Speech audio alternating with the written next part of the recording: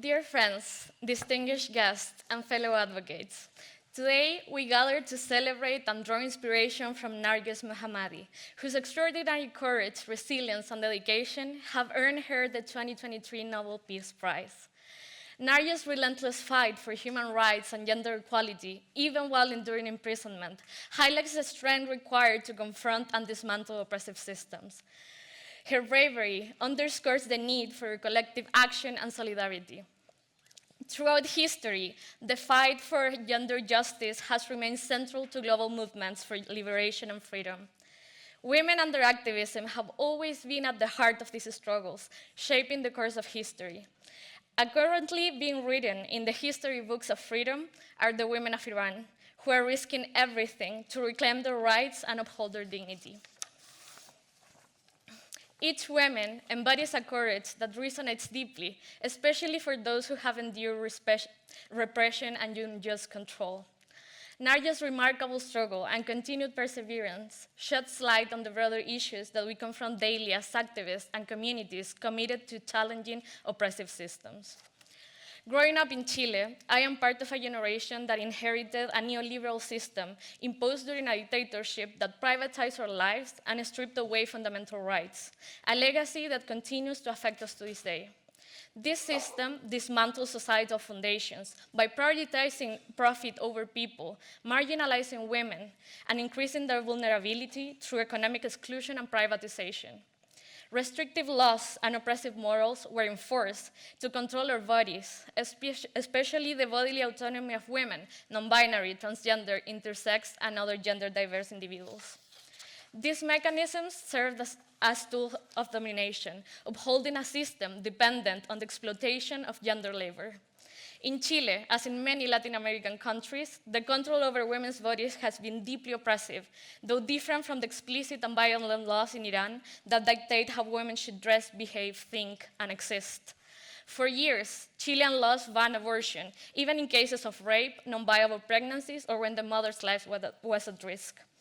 Our movement achieved a major step forward with the decriminalization of abortion under specific circumstances. But this is only one milestone on a long journey toward full autonomy.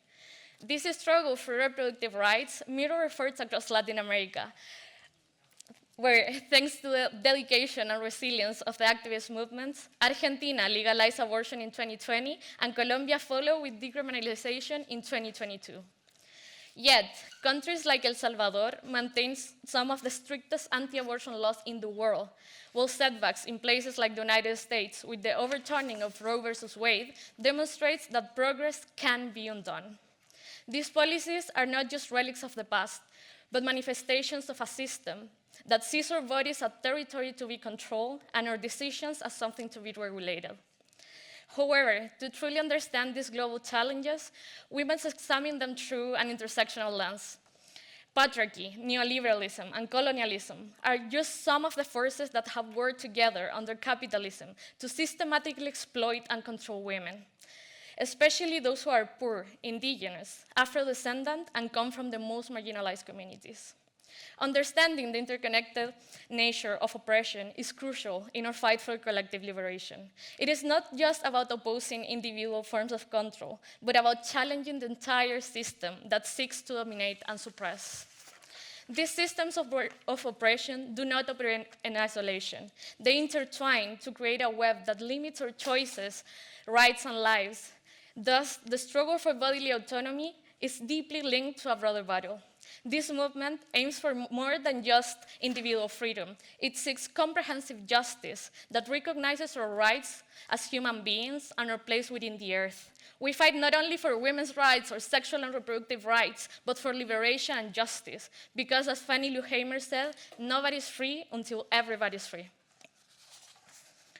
In my fight for women's rights, I've come to see that climate justice is a crucial aspect of this struggle. It is no coincidence that Earth is nicknamed Mother Nature. The same structures that control our bodies also exploit their ecosystems and lands, marginalizing the communities that rely on them and worsening global inequalities. In Chile, the neoliberal model has not only commodified essential elements like water, but also created unsustainable living conditions for many communities. Addressing climate justice, like gender justice, demands dismantling these harmful and invasive power structures. Understanding the connection between our struggles is vital to creating a world where peace, justice, and dignity are realities for all. During protests and social risings in the past years in Chile, a powerful idea resonated. No habrá paz sin justicia. There will be no peace without justice. This cry emerged from the streets, from the voices of those who have been oppressed, marginalized, and silenced for too long. It was a response to the narratives that sought to co-opt the idea of peace, a pushback to those who wanted to silence the rightful demands of the people and the collective actions that aim for real change. The peace that was offered to us was superficial, a truce that benefited only those already in power, already privileged from the deep inequity of our country. But we understood that a peace without justice is not peace at all. It is simply a quieter form of oppression. True peace can only be built upon a foundation of justice. Because there can be no peace if we are denied the right to decide over our bodies. There can be no peace if our lands are destroyed and our communities marginalized. There can be no peace if our voices are silenced and our right to protest is suppressed. There can be no peace while women anywhere in the world continue to be oppressed. As we honor Narges Mohammadi and reflect on the interconnected global fight for justice, I cannot conclude without acknowledging the just and dignified struggle of the Palestinian people.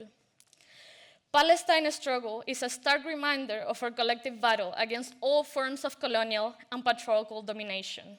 As Nada Elia writes, in the streets and in the fields, at home and in exile, Palestinian women have resisted, organized, and persisted, even as they face the multiple challenges of negotiating a patriarchy aggravated by the gender violence of settler colonialism.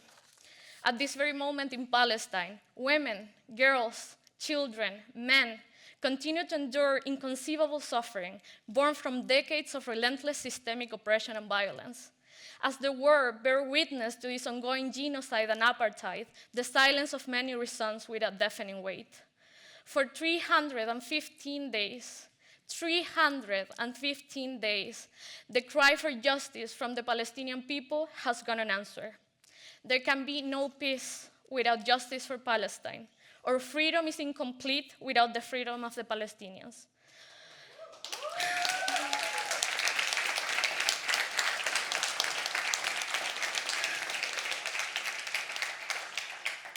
For the women in Palestine, for the women in Iran, Afghanistan, in Latin America, and the world, let us raise our voices and act to dismantle the structures that perpetuate this suffering. Let us all stand firmly in solidarity with those who are oppressed and commit ourselves to a relentless pursuit of peace, one that embodies justice, dignity, and equity for all. Thank you. Free Narges and free Palestine.